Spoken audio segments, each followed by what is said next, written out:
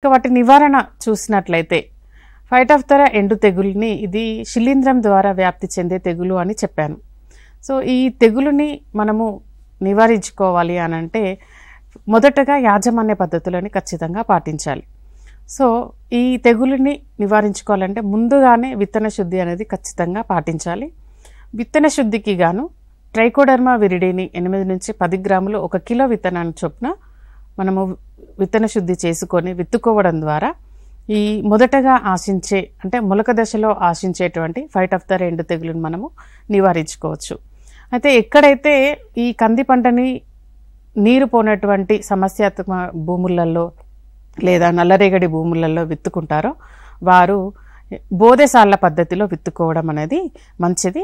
ఎందుకంటే బోదెసాలలో విత్తుకున్నట్లయితే ఎప్పుడైతే అధిక వర్షపాతం ఉంటుందో ఆ సమయంలో ఈ మురుగునీరు పోవడానికి కాలువల ద్వారా మనము పోయేటట్లుగా చేసుకోవచ్చు.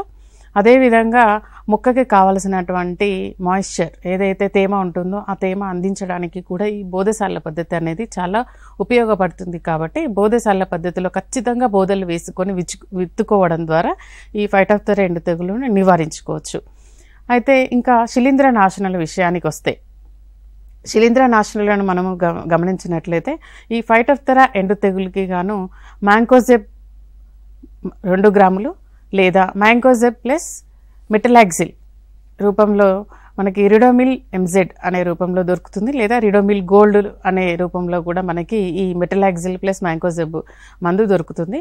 సో ఈ మందుని 2.5 అంటే 2.5 గ్రాములు 1 లీటర్ నీటికి కలుపుకొని మొక్కల మొదళ్ళు తడిసేలాగా మనము పిచికారీ చేసుకోవాలి. ఇలా చేసినట్లయితే ఫైటోఫ్థోరా ఎండు తెగులుని మనము నివారించుకోవచ్చు.